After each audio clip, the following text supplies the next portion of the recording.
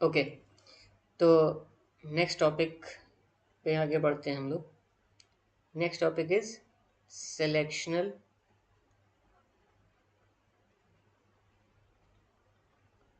Control statement.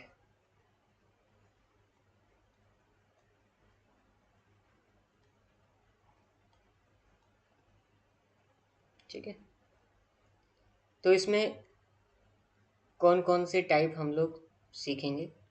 पहला है if statement, second is if else statement,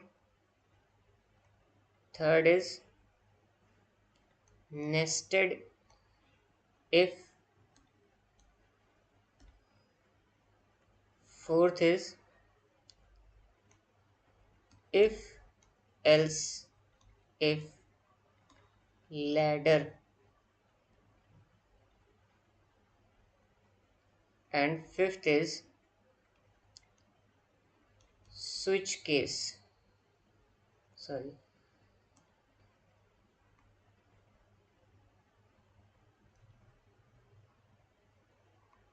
switch case। Okay,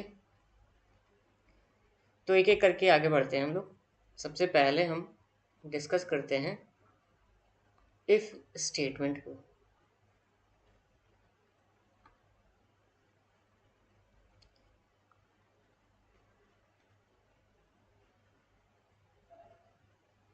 मैं जो लेक्चर वीडियोस बना रहा हूँ ये उन बच्चों के लिए है जिनको बिल्कुल भी प्रोग्रामिंग नहीं आती है, जो क्लास एट्थ में हैं, जो क्लास नाइन्थ में हैं, जिन्होंने प्रोग्रामिंग स्टार्ट की है पढ़ना, जिन्होंने जावा स्टार्ट की है, इससे पहले कभी कोई लैंग्वेज नहीं पढ़ी है। इसलिए मैं इस तरीके से लेक्चर वीडियोस बना रहा हूँ जिससे कि कोई भी बिगिनर सीख सके स्टार्टिंग से। तो ईच एंड एवरीथिंग मैं एक्सप्लेन कर रहा हूँ। बहुत सारे ऐसे भी बच्चे होंगे जो क्लास नाइन्थ में, टेंथ में, इलेवेंथ में, ट्वेल्थ में होंगे, जिनको पहले से प्रोग्रामिंग का आइडिया है। ठीक है, तो वो थोड़ा स्पीड अपनी बढ़ा सकते हैं। ठीक है, 1.5x कर सकते हैं, थोड़ा वीडियो को स्किप कर सकते हैं। लेकिन मेन फोकस मेरा उन बच्चों पर है जो पहली बार प्रोग्रामिंग पढ़ रहे हैं। ठीक है, तो मैं यही कोशिश करूँगा कि कोई चीज़ ऐसी मिस ना हो जिससे उनके बेस को बनने में प्रॉब्लम ना हो। ठीक है, अगर बेस मजबूत नहीं होगा प्रोग्रामिंग का तो फिर वो प्रोग्रामिंग तो सीखेंगे लेकिन बहुत सारी चीज़ें ऐसी होंगी जो लॉजिक बिल्डअप करने में फिर प्रॉब्लम करेंगी। ठीक है, चलो तो देखते हैं इफ स्टेटमेंट क्या होता है। ठीक है, इफ स्टेटमेंट में हमने लिखा इफ, और फिर हम लिखते हैं कंडीशन। ठीक है, इफ के अंदर हम क्या लिखते हैं, कंडीशन लिखते हैं। उसके बाद हम कोई स्टेटमेंट लिखते हैं या कई सारे स्टेटमेंट्स लिखते हैं। ठीक है, अब इसका मतलब क्या है। इसका मतलब ये है कि ये जो इफ के अंदर जो कंडीशन लिखी हुई है, अगर ये कंडीशन ट्रू है, अगर ये कंडीशन ट्रू होगा तो ये इसके कर्ली ब्रेस के अंदर जितने भी स्टेटमेंट्स लिखे हैं वो एग्जीक्यूट होंगे। और अगर ये कंडीशन फॉल्स होगा तो इसके अंदर के जो स्टेटमेंट होंगे वो एग्जीक्यूट नहीं होंगे। मतलब एक ही सिनेरियो है यहाँ पर, या तो ये स्टेटमेंट एग्जीक्यूट होंगे या फिर नहीं होंगे। डिपेंड किस पे करता है, इस कंडीशन के ऊपर। इस कंडीशन के ऊपर डिपेंड करता है। अगर ये ट्रू होगी तो स्टेटमेंट एग्जीक्यूट होंगे, और अगर ये फॉल्स होगी तो स्टेटमेंट एग्जीक्यूट नहीं होंगे। बस सिंपल सा ये सिंपल सा मैटर है इसका, इफ स्टेटमेंट का। ठीक है, एक एग्जांपल छोटा सा देख लेते हैं। ठीक है, हमने मान लो लिखा if A is greater than B. ठीक है, और इसके अंदर हमने लिख दिया system dot out dot println को हमेशा मैं शॉर्ट में एस ओ पी लिखूंगा। ठीक है, S O P. Double quotes में लिख दिया ए इज ग्रेटर, ठीक है। तो क्या मतलब है इसका कि अगर ए की वैल्यू अगर बी की वैल्यू से बड़ी होगी, बी की वैल्यू से अगर बड़ी होगी, तो ये स्टेटमेंट इसके अंदर का एक स्टेटमेंट, ठीक है। हमने यहाँ पर कर्ली ब्रेस नहीं लगाया है क्योंकि इफ या किसी भी कंपाउंड स्टेटमेंट के अंदर अगर सिर्फ एक स्टेटमेंट होता है तो कर्ली ब्रेस लगाने की ज़रूरत नहीं होती है। अगर एक से ज़्यादा स्टेटमेंट है तो हमें कर्ली ब्रेसेस लगाने पड़ते हैं, ये कर्ली ब्रेसेस हमको लगाने पड़ते हैं, ठीक है। तो अगर a की वैल्यू b से बड़ी है तो प्रिंट हो जाएगा a इज ग्रेटर, और अगर a की वैल्यू b से बड़ी नहीं है तो या इक्वल है तो कुछ भी प्रिंट नहीं होगा, ठीक है। दिस और दैट वाला यहाँ पर नहीं है, सिर्फ एक ही सिनेरियो है, अगर कंडीशन ट्रू है तो एग्जीक्यूट होगा, नहीं तो नहीं होगा, ठीक है। क्लियर, यहाँ तक बात क्लियर हो गई। आगे बढ़ते हैं, आगे बात करते हैं नेक्स्ट टॉपिक के ऊपर, और ये है हमारा इफ एल्स।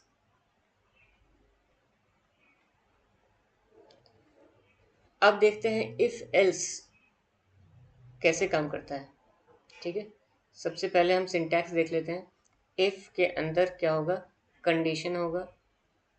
यहाँ पर कंडीशन को कई जगह टेस्ट एक्सप्रेशन भी कहते हैं, ठीक है, एक ही बात है। कंडीशन के इफ के दो पार्ट होंगे इफ एल्स के, एक देन पार्ट होगा और एक एल्स पार्ट होगा। मतलब इफ के अंदर जो स्टेटमेंट लिखा है स्टेटमेंट 1, और एल्स के अंदर जो स्टेटमेंट लिखा है स्टेटमेंट 2। अब ये कैसे काम करेगा, अगर कंडीशन, हमारी जो कंडीशन है अगर वो ट्रू है तो स्टेटमेंट 1 एग्जीक्यूट होगा और स्टेटमेंट 2 एग्जीक्यूट नहीं होगा।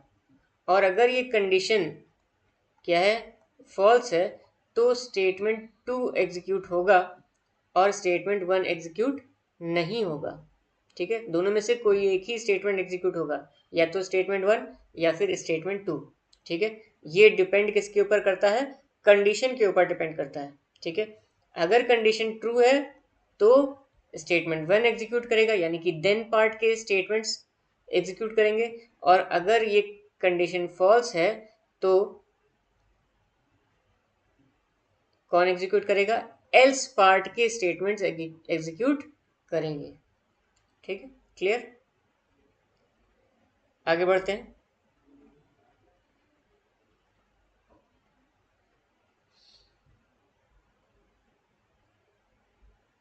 ओके, तो इसका एक एग्जांपल कर लेते हैं इफ एल्स का, ठीक है। तो एग्जांपल है, यहाँ लिख लेते हैं,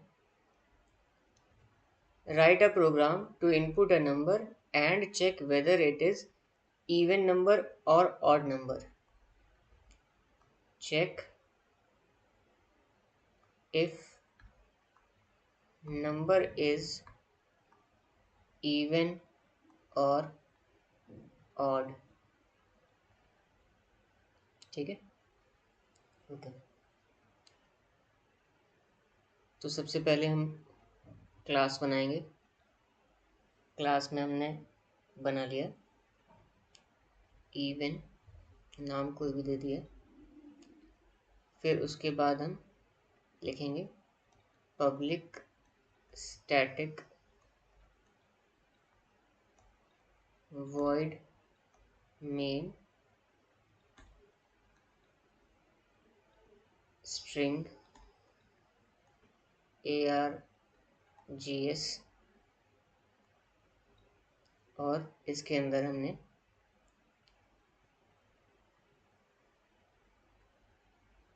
एक वेरिएबल बना लिया int n equal to value हमने दे दी। अभी हम यूज़र से इनपुट करना नहीं सीख रहे हैं, बाद में सीखेंगे यूज़र से इनपुट लेना, ठीक है।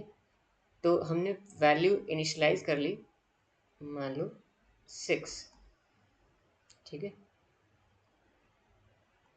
अब हमने कंडीशन लिखी, if n mod 2 equal to 0, SOP number is even, else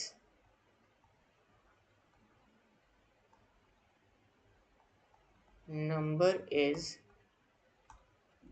odd, ठीक है। दोनों को हम क्लोज कर देंगे। अब समझते हैं इसमें यहाँ पे क्या हो रहा है। सबसे पहली बात तो ये कंडीशन हमको समझना है, इम्पोर्टेंट, ठीक है। कोई भी नंबर इवन कब होता है, ऑड कब होता है, ठीक है। कोई भी नंबर जो 2 से डिवाइड हो जाता है पूरा पूरा, तो उसको हम कहते हैं इवन, और जो 2 से पूरा पूरा डिवाइड नहीं होता है उसको हम कहते हैं ऑड।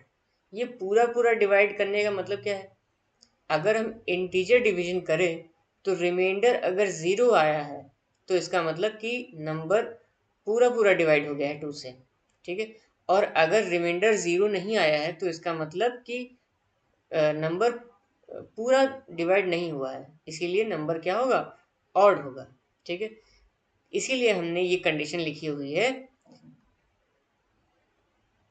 n mod 2, n को 2 से डिवाइड करने पर मॉड से क्या होता है, रिमाइंडर निकलता है। अगर n को 2 से डिवाइड करने पर रिमाइंडर क्या हो, 0 हो, तो नंबर क्या होगा, इवन होगा, ठीक है, नहीं तो ऑड होगा।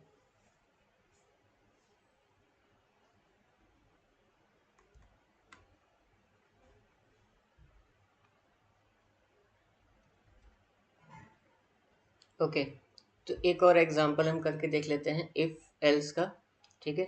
एग्जांपल है, check if number is positive और नेगेटिव, ठीक है।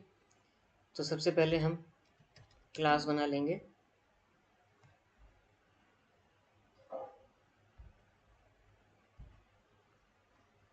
Class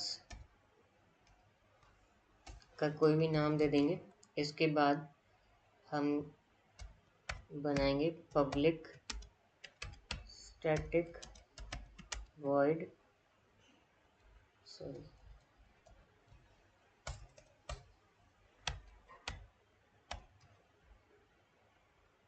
void name string args,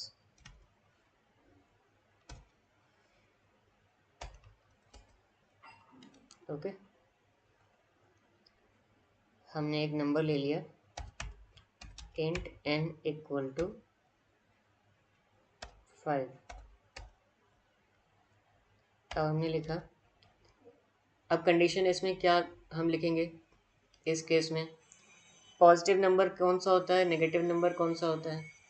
simple सी बात है, जो नंबर 0 से बड़ा हो वो पॉजिटिव है, और जो नंबर 0 से छोटा हो वो नेगेटिव है, ठीक है।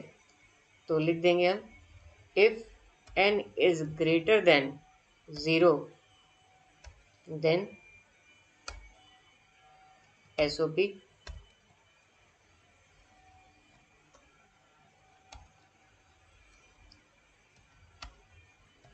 number is positive, else SOP number is negative,